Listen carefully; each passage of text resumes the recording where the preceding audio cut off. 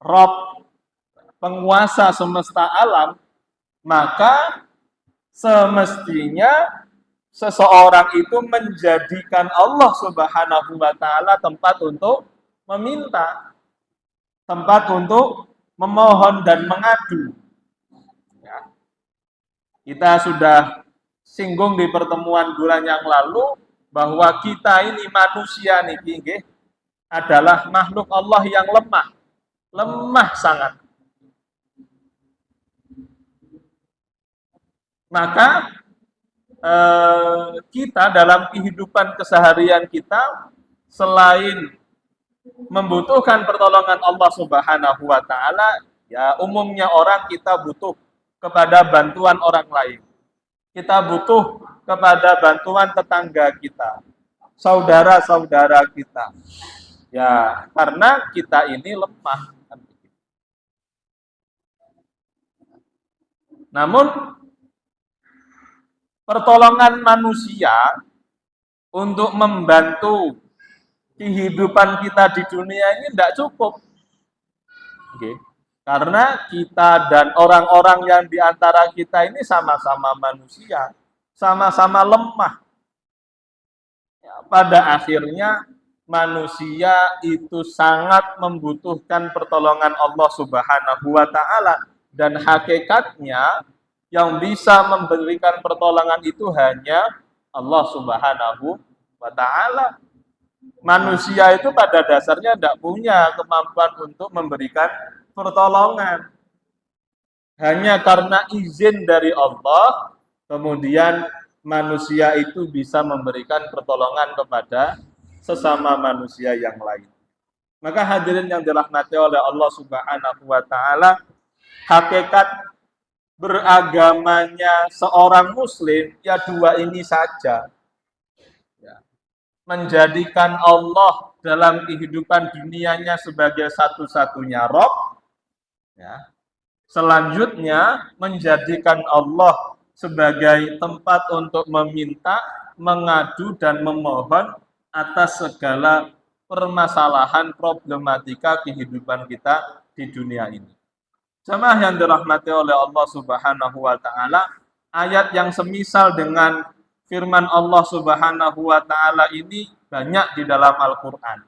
Semisal Allah berfirman, "Fa'budhu wa tawakkal 'alaih."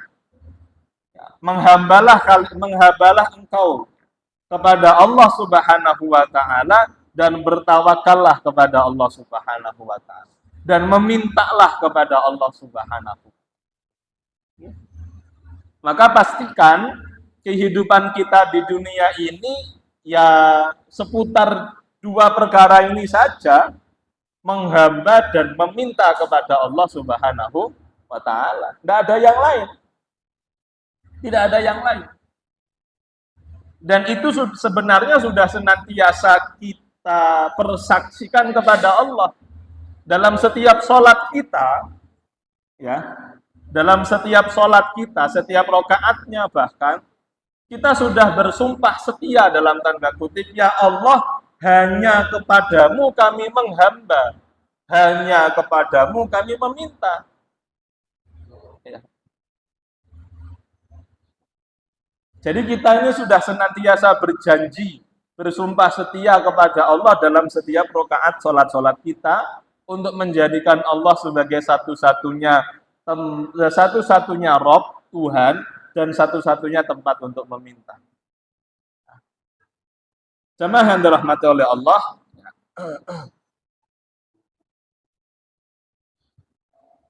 maka selanjutnya setelah kita diajarkan oleh Allah Subhanahu wa taala bagaimana mestinya kita memposisikan diri kita di hadapan Allah Subhanahu wa taala, ya, atau dengan ungkapan yang lain kita berjanji bersumpah setia kepada Allah, hanya kepadamu kami menghamba dan kepadamu kami meminta.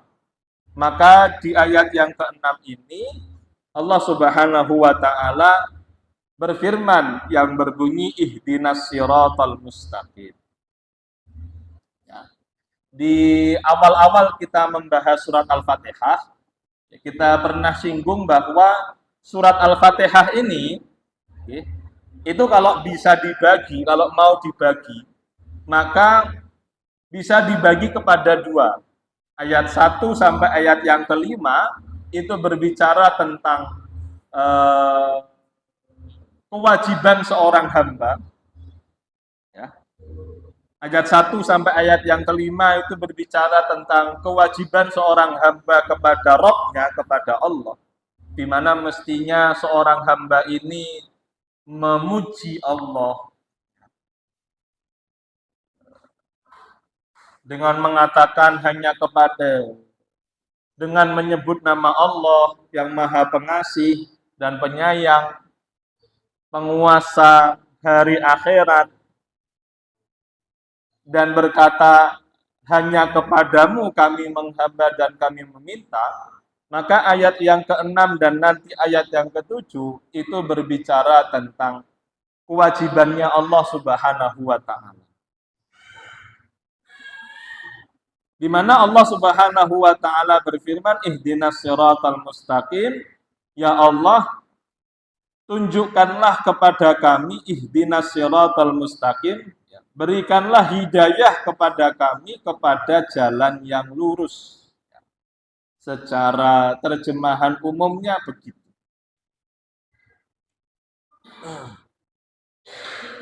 Para ulama juga mengungkap, ya, karena sebenarnya ayat yang ke-6 ini secara makna adalah doa yang dipanjatkan seorang hamba kepada Allah.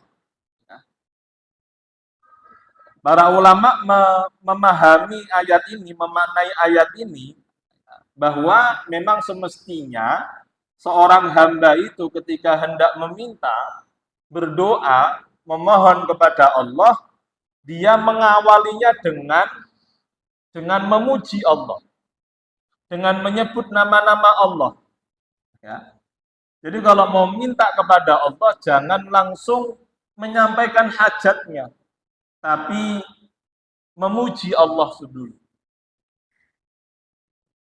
Untuk memohon agar diberikan petunjuk, jangan langsung meminta, tapi puji Allah Subhanahu wa taala dulu. Bismillahirrahmanirrahim. Alhamdulillahirabbil alamin. Ar-Rahmanir-Rahim. Iyyaka na'budu maliki yaumiddin. Iyyaka na'budu wa iyyaka nasta'in. Jadi menempatkan dirinya seakan-akan dirinya ini bukan seakan-akan, bahwa dirinya ini butuh kepada Allah Subhanahu wa taala. Baru setelah itu seorang hamba memanjatkan doanya, hajat. Ini yang dipahami oleh para ulama. Mestinya setiap kita berdoa memang adabnya demikian. Ya, mboten napa-napa kalau langsung memanjatkan hajatnya atau doa yang diharapkan, ya tidak apa-apa. Cuma lebih baiknya diawali dengan menyebut nama-nama Allah, sifat-sifat Allah, memuji Allah Subhanahu wa taala, menunjukkan bahwa kita ini butuh kepada Allah Subhanahu wa taala. Ya, seperti iyyaka na'budu wa iyyaka nasta'in, ini kan menunjukkan seorang hamba ini butuh sekali kepada Allah. Kami adalah hamba-Mu ya Allah. Kami butuh pertolongan-Mu ya Allah. Kami meminta kepadamu ya Allah. Maka ayat yang ke-6 ini, ya, seorang hamba menyampaikan hajatnya. Hajat yang paling mendasar dalam kehidupan manusia di dunia ini. Bahkan lebih butuhnya manusia, ya, terhadap doa yang dipanjatkan ini daripada perkara-perkara yang lain, sampai makan dan minum pun. Ya. Apa itu? Ya, masalah mendapatkan petunjuk dari Allah Subhanahu wa taala. Yang dimaksud petunjuk di sini adalah al-irsyad wa taufik. Mendapatkan petunjuk agar dapat membedakan mana yang baik dan mana yang buruk, mana yang benar dan mana yang salah. Sehingga dengan itu seorang hamba dapat menjalani kehidupannya di dunia ini dengan hanya mengambil yang baik-baik saja, dengan hanya mengambil yang benar-benar saja. Dan ini jamaah yang dirahmati oleh Allah, ya, kebutuhan kita terhadap hidayahnya Allah Subhanahu wa taala ini adalah kebutuhan yang sangat mendasar dibanding kebutuhan-kebutuhan kita kepada perkara-perkara yang lain. Ya. Sampai-sampai Allah Subhanahu wa taala memerintahkan kita, mewajibkan kita. Ya. Masalahnya terkadang ya atau malah kebanyakan orang niku mboten sadar bahwa manusia ini butuh sekali hidayah petunjuk dari Allah Subhanahu wa taala. Maka Allah Subhanahu wa taala memaksa, sebelumnya menyadarkan, kemudian memaksa untuk kita memohon agar mendapatkan hidayah atau petunjuk dari Allah Subhanahu wa taala. Kalau kebutuhan manusia kepada makanan serasa dikongkon. Manusia dengan sendirinya ya akan mencari, akan mengusahakan. Namun tidak sedikit dari manusia yang kadang-kadang lupa ada kebutuhan yang lebih penting, mendasar daripada hanya sekedar kebutuhan makan dan minum. Sekali lagi sampai-sampai Allah mewajibkan kita, saking butuhe niki. Ben ora padha lali. Memohonnya kepada Allah pun sampai minimal ping pitulas. Karena setiap rakaat sholat wajib. Ya. Sedangkan kebutuhan kita kepada makanan ini maksimal ya ping 3, ya. Ping 5 wis kakean. Tapi kita diminta oleh Allah untuk memohon diberikan petunjuk itu sehari semalam 17 kali. Maka ini penting sekali jemaah yang dirahmati oleh Allah Subhanahu wa taala.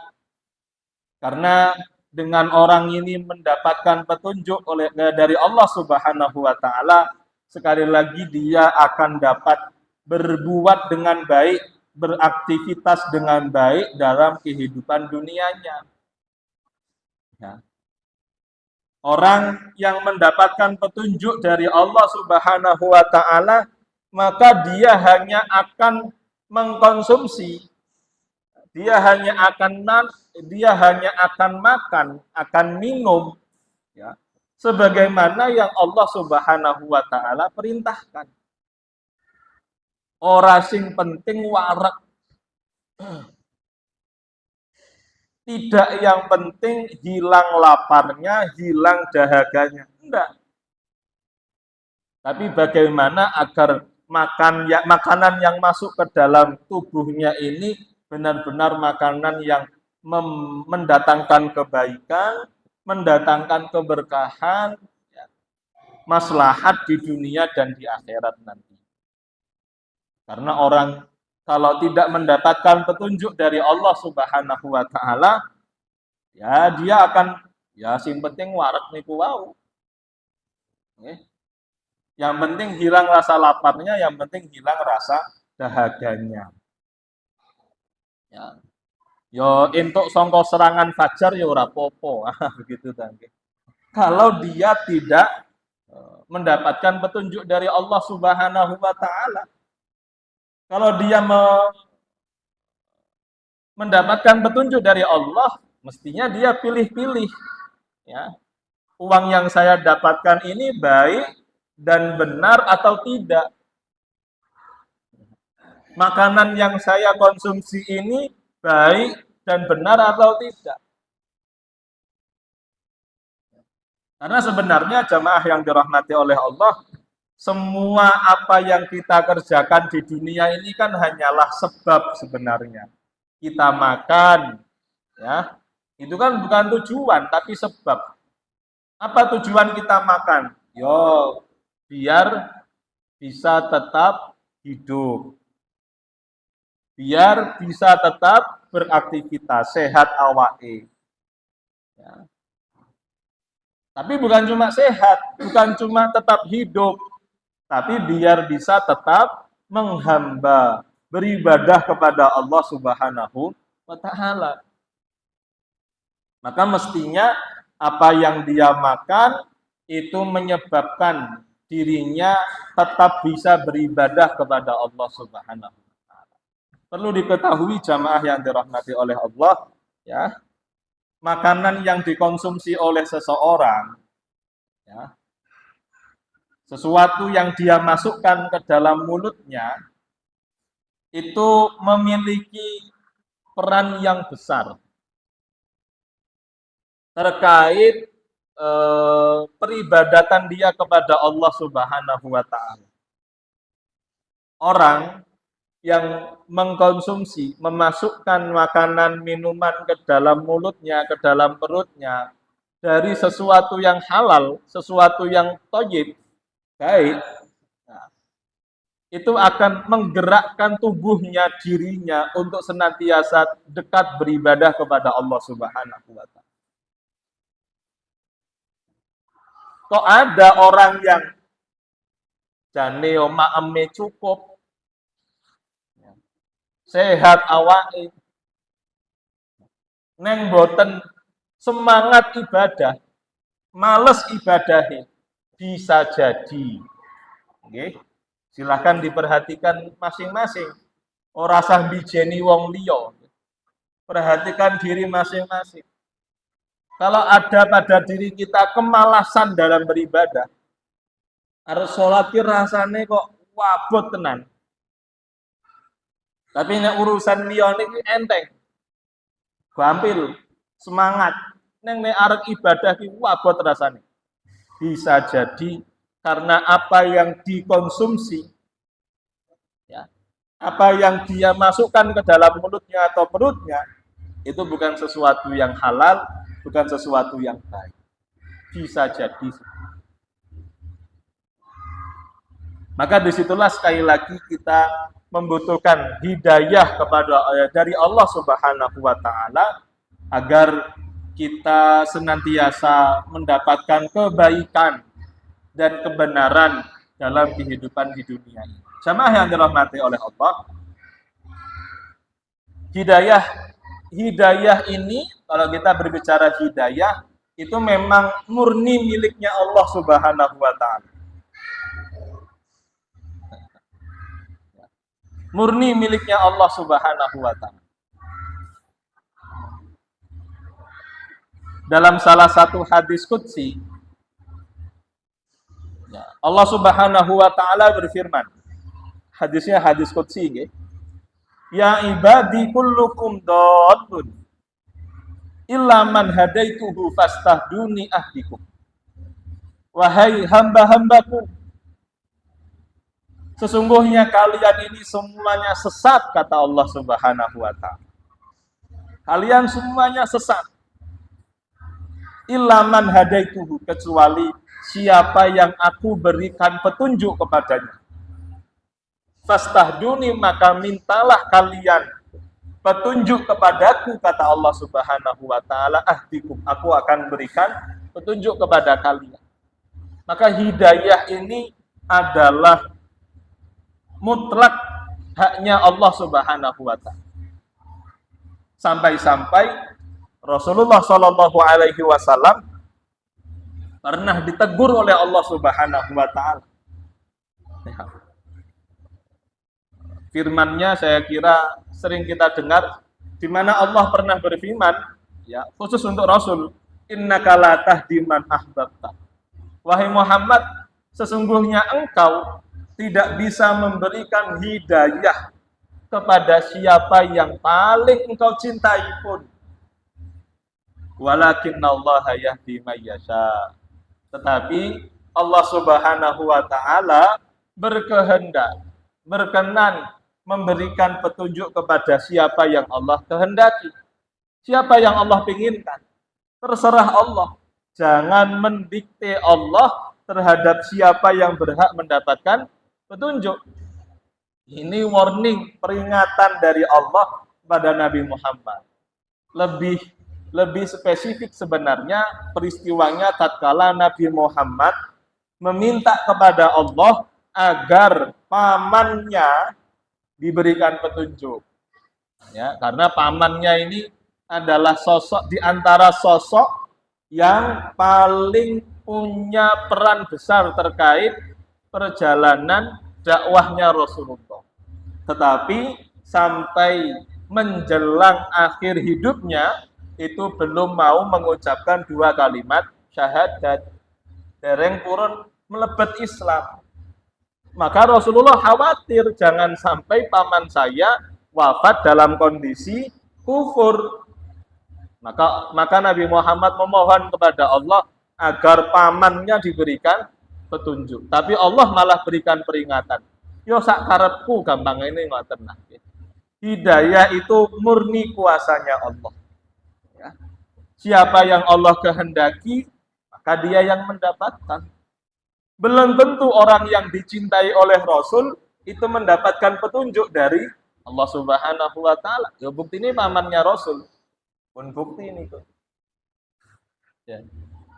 Tidak jaminan orang yang dekat ya dengan Nabi, bahkan keluarganya Nabi itu mendapatkan hidayah dari Allah. Buktinya anaknya Nabi Nuh, istrinya Nabi Nuh, banyak. Meskipun kerabatnya bahkan anaknya ini, tapi tidak mendapatkan petunjuk dari Allah. Karena memang sekali lagi hidayah ini miliknya Allah Subhanahu wa taala. Firman Allah dalam hadis qudsi tadi, ya, kullukum dhalun illa man hadaituhu fastaduni. Semua kalian ini sesat kecuali siapa yang aku berikan petunjuk, maka mintalah petunjuk kepadaku, aku akan berikan petunjuk.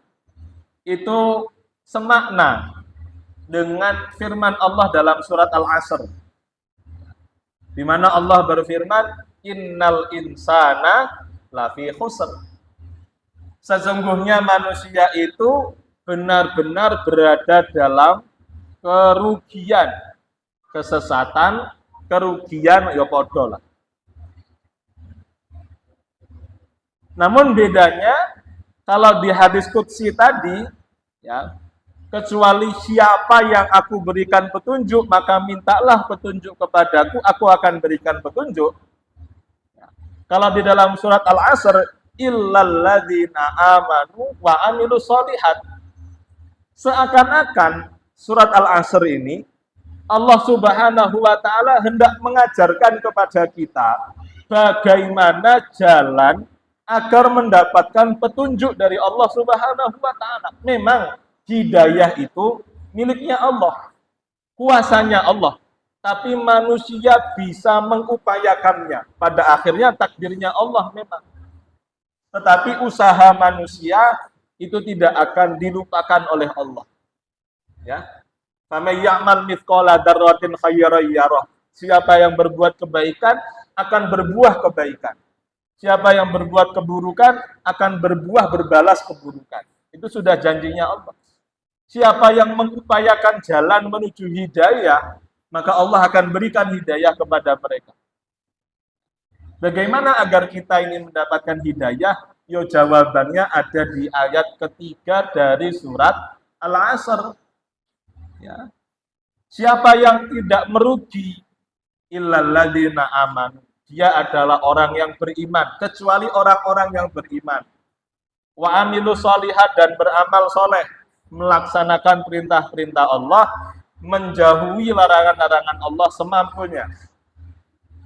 Yang terakhir, amar ma'ruf nahi mungkar, mengajak dalam kebaikan, menasehati untuk berbuat sabar, dan seterusnya. Ini adalah tiga amalan pokok yang mestinya kita upayakan selain kita berdoa ihdinas siratal mustaqim. Ya. Ya Allah, berikanlah kami petunjuk. Maka selain itu anggota tubuh kita ini harus ikut beramal, ikut bekerja, merawat keimanan, melaksanakan amal soleh, menyabarkan kebaikan dan kebenaran, menasehati dalam ketaatan kepada Allah Subhanahu wa Ta'ala. Dengan begitu, kata Allah Subhanahu wa Ta'ala, dia tidak akan menjadi orang yang merugi. Dia tidak akan menjadi orang yang sesat. Orang yang mendapatkan petunjuk dari Allah Subhanahu wa Ta'ala.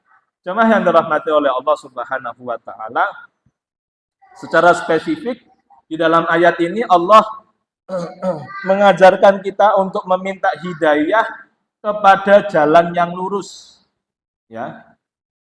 Nah, kemudian para ulama berbeda-beda ya dalam menjelaskan apa itu makna dari as-sirat al-mustaqim, yang terjemahan bahasa Indonesianya jalan yang lurus. Sirat itu jalan, mustaqim itu lurus. Ya. At-tariqu al-wadihu alladzi la i'wijaja fihi. Jalan yang jelas, yang tidak menyimpang. Jalan yang lurus. Nah, kemudian para ulama memaknai apa arti dari as-sirat al-mustaqim. Ya, pendapat yang paling banyak diambil ya adalah pendapatnya Ibnu Abbas. Ibnu Abbas berkata, as-sirat al-mustaqim ay dinullah alladzi la i'wijaja fihi. Adalah agamanya Allah, adalah al-Islam yang tidak ada bengkongnya, yang lurus. Maka Islam itu sebenarnya ya sudah jalan yang lurus. Nggak usah dikasih embel-embel apa-apa. Islam itu sudah lurus. Ya. Merasa ditambahi apa-apa. Masalahnya kan saat ini enten neko-neko tambahan ini. Enten apa? Islam apa? Islam apa, okay? Islam moderat misalnya ngoten. Islam niku pun moderat, ora sah disifati moderat. Islam ini sudah pertengahan. Saat ini enten namanya Islam wasatiyah. Nah, ya. Islam yang pertengahan. Islam sendiri tidak usah dikasih embel-embel wasatiyah, pun pertengahan. Nek ditambahi embel-embel pertengahan ya. Niku malah jadi nyimpang. Wis Islam ini dengan sendirinya sudah mustaqim, sudah lurus ya. Sudah pertengahan, sudah moderat. Nah, begitulah teman-teman. Ya. Itu makna dari as-sirat al-mustaqim. Maka makna yang sesuai dengan perkataan Ibnu Abbas berarti ihdinas siratal mustaqim, berikanlah petunjuk kepada kami, petunjuk ke agamanya Allah Subhanahu wa Ta'ala. Ya. Karena bagi kita ya, keimanan dan keislaman itu adalah harta yang paling mulia. Harta yang paling berharga itu adalah Islam. Ya. Islam ini adalah sifat yang harus melekat pada diri kita. Harus. Nek sifat-sifat liyane ora eneng, ora pati popo. Ya popo neng ora pati lah. Ya. Tapi nek Islam ini kudu enten, ya, harus ada pada diri kita. Sifat ini harus ada. Ya. Saya Islam kudu. Ya. Saya kaya ora pati kudu lah. Nek iso ya alhamdulillah, nek mboten saged ya Ya ora apa-apa.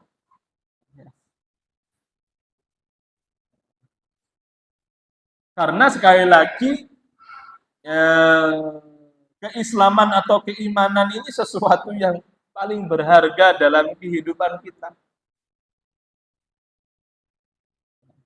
Kalau kita bawa kepada perjalanan hidup Nabi, Nabi rela meninggalkan tempat tinggalnya di mana beliau lahir, besar, hidup di situ, ya, keluarganya banyak di situ. Tapi kemudian beliau rela meninggalkannya, berpindah ke kota Madinah. Apa yang mendasarinya? Keimanan dan keislaman.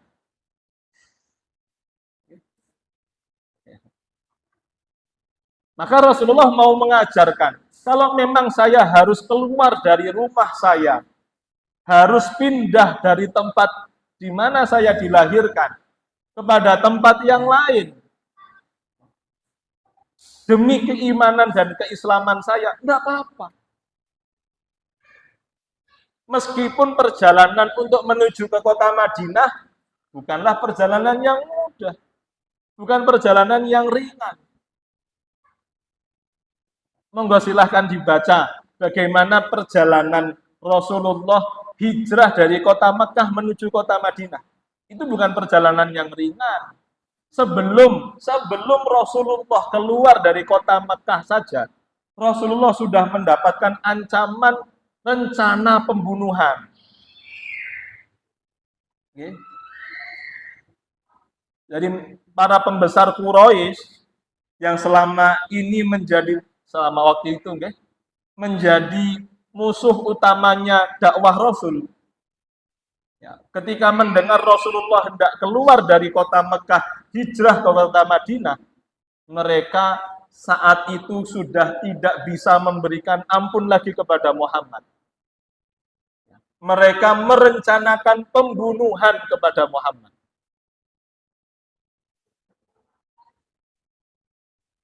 Dan benar saja, rencana itu benar-benar direncanakan. Ya, tetapi di belakang Nabi Muhammad ada Allah. Ya. Siapa yang bisa melawan Nabi Muhammad kalau di belakangnya ada Allah Subhanahu. Artinya perjalanan Nabi Muhammad untuk menuju kota Madinah itu bukan perjalanan yang mudah. Rasulullah harus berhenti dulu di Gua Hiro, melihat situasi dan kondisi apakah perjalanannya aman atau tidak. Tinggal di Gua Hiro itu juga tidak mudah. Nanti baca sendiri lebih lanjut. Tetapi karena ini demi keimanan dan keislaman, demi risalah yang diamanahkan kepada Nabi Muhammad, maka itu dia jalani. Itu dia jalani. Maka sekali lagi jamaah yang dirahmati oleh Allah, keimanan dan keislaman bagi seseorang itu adalah sesuatu yang sangat berharga. Maka mari kita jaga. Hari ini saya yakin-yakinnya kita semua yang hadir di majelis ini berada dalam hidayah iman dan Islam dari Allah Subhanahu wa Ta'ala. Maka kita harus sadar ini kenikmatan yang sangat-sangat besar. Untuk kemudian mari kita jaga, mari kita rawat, mari kita perjuangkan. Karena ini berharga sekali.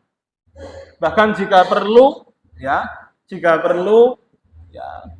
hal-hal yang lain kita korbankan demi keimanan dan keislaman kita. Jika memang dibutuhkan. Demikian Rasulullah dan para sahabat mengajarkan kepada kita betapa istimewanya, betapa berharganya keimanan dan keislaman pada diri seseorang.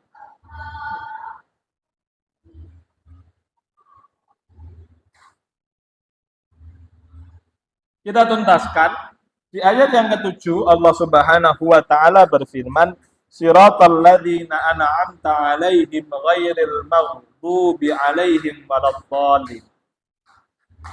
Selanjutnya Allah Subhanahu wa taala menjabarkan sebenarnya siratal mustaqim itu secara makna apa? Selain apa yang telah dijelaskan oleh para ulama tadi, nggih, Allah mengatakan siratal ladzina an'amta 'alaihim, jalan yang engkau berikan kepada orang-orang yang engkau berikan kenikmatan. Siapa jalan yang Allah karuniakan kepada orang-orang yang Allah berikan kenikmatan? Itu dijawab lebih lanjut di dalam surat An-Nisa, di mana Allah berfirman, "Wa may yuti'illaha war rasula fa ulaika ma'al ladzina an'ama Allahu 'alaihim minan nabiyyin wasiddiqin wasyuhada wassalihin." Jadi siratal mustaqim itu adalah jalannya para nabi, jalannya orang-orang yang jujur, ya, jalannya syuhada, orang-orang yang mati memperjuangkan ajaran Islam, dan jalannya orang-orang soleh. Inilah jalan yang lurus itu tadi, okay? Jalan yang dianut oleh para nabi, jalan yang dianut oleh orang-orang soleh. Ghairil maghdubi 'alaihim waladdallin. Bukan jalan orang yang engkau murkai, juga bukan jalan orang-orang yang sesat. Jadi jalan yang lurus adalah jalannya para nabi, jalannya orang-orang soleh, itu yang kita mohonkan. Ya, semoga kita mendapatkan hidayah sebagaimana hidayah yang Allah berikan kepada para nabi. Semoga kita memohon agar kita diberikan hidayah sebagaimana hidayah yang Allah berikan kepada orang-orang soleh. Bukan jalannya orang-orang yang Allah murkai, bukan jalannya orang-orang yang sesat. Pertanyaannya, siapa orang-orang yang Allah murkai? Para ulama sepakat, ya, orang-orang yang Allah murkai adalah orang-orang Yahudi. Okay. Orang-orang Yahudi, kenapa Allah murka kepada mereka? Kenapa Allah murka kepada orang-orang Yahudi? Karena orang-orang Yahudi, ya, karena orang-orang Yahudi, mereka Allah berikan ilmu, tetapi mereka tidak mau mengamalkan ilmunya. Orang-orang Yahudi itu cerdas sampai hari ini. Ya. Allah berikan kecerdasan dalam akalnya, pada akalnya. Tapi sayangnya kecerdasannya tidak digunakan untuk menghamba kepada Allah Subhanahu wa ta'ala. Tapi malah kecerdasannya digunakan untuk melawan Allah Subhanahu wa ta'ala, mendustai Allah Subhanahu wa ta'ala. Maka orang pinter saja itu tidak cukup mulia di sisi Allah. Bahkan orang pinter, ya, itu bisa mendapatkan murka dari Allah Subhanahu wa ta'ala. Contohnya, ya, orang-orang Yahudi.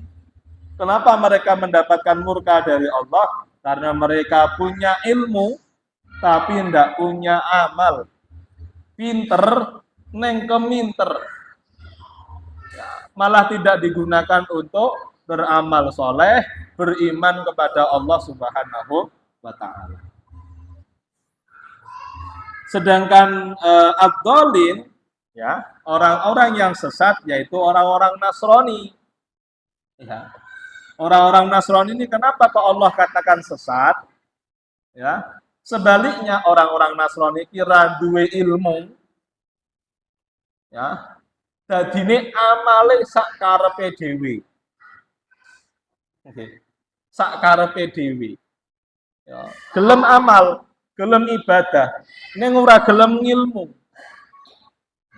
Maka dikatakan mereka ini orang-orang yang sesat. Maka jamaah yang dirahmati oleh Allah Subhanahu wa taala, dari sini juga bisa difahami jalan yang lurus, ya. Jalannya para nabi, jalannya orang-orang soleh itu adalah jalan yang di dalamnya ada ilmu dan ada amal.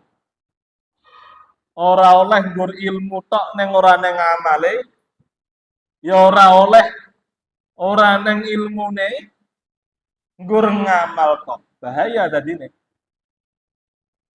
Ya.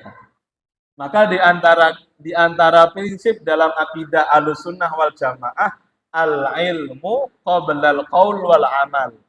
Ilmu itu sebelum ucapan dan perbuatan. Nah, soalnya nek ucapan sih, perbuatan sih neng randuwe ilmu nih, oh bahaya. Bahaya. Engko iso ngomong sak karepe, iso ngamal sak pengene. Ora neng dasar ilmune, bahaya. Apalagi terkait menghamba, beribadah kepada Allah Subhanahu wa taala. Ada ilmunya. Ya. Ora sing penting sholat. Sholat ada ilmunya. Ora sing penting poso. Poso ya enten ilmune.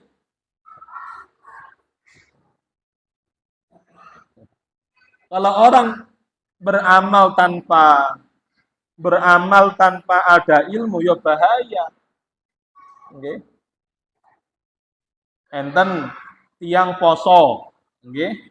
Ada orang berpuasa, neng posone sahure karo bukane ndur nganggo sego karo banyu putih. Nah, misale nggih.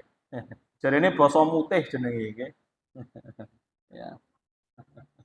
Ben sing masalah niku tujuane nggih jane nggih. Ben iki dan ben iku sing ora bener. Tidak diajarkan dalam Islam. Ya, orang yang berpuasa tidak sesuai dengan ilmu yang diajarkan oleh Nabi, para ulama, ya amalnya ini tidak ada pahalanya di sisi Allah, malah bisa jadi berdosa, malah bisa jadi dosa. Maka tegas sekali dalam kaidah sebagaimana yang kita sampaikan tadi, ilmu ini mendasari perkataan dan perbuatan. Ya. Dan kita memang diajarkan begitu. Kalau kita mau berkata, berucap, maka pastikan ucapan kita ini ada ilmunya, ada dasarnya. Ya. Kalau kita mau berbuat, ya, maka pastikan perbuatan kita ini ada dasarnya, ada ilmunya. Ya. Maka harus imbang antara ilmu dan amal. Ya. Ora oleh hilang salah sijine. Jemaah yang dirahmati oleh Allah Subhanahu wa taala, wa yustahabbu liman yaqra'ul Fatihata ayyaqula ba'daha amin. Para ulama sepakat bahwa setelah membaca surat Al-Fatihah, ya, maka disunnahkan mengucapkan waladhdallin kemudian amin. Sunnah. Okay, sunnah. Apa arti dari amin itu? Wa maknahu Allahumma stajib. Ya Allah, ijabahilah. Ya Allah, kabulkanlah permohonanku. Ya, itu arti dari amin. Saya kira itu apa yang bisa saya sampaikan pada kesempatan kita di malam hari ini, ya. Dan ini sekaligus akhir dari tafsir surat Al-Fatihah.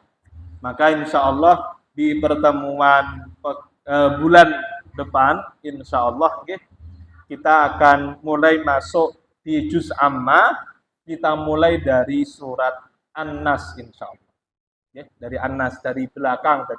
Boten saking an-naba nggih, boten saking amma yatasaalun tapi dari Anas. Itu mungkin yang bisa saya sampaikan, wallahu a'lam bishawab. Wabillahi taufik ila aqwamit thoriq. Saya kembalikan kepada Pak MC. Monggo.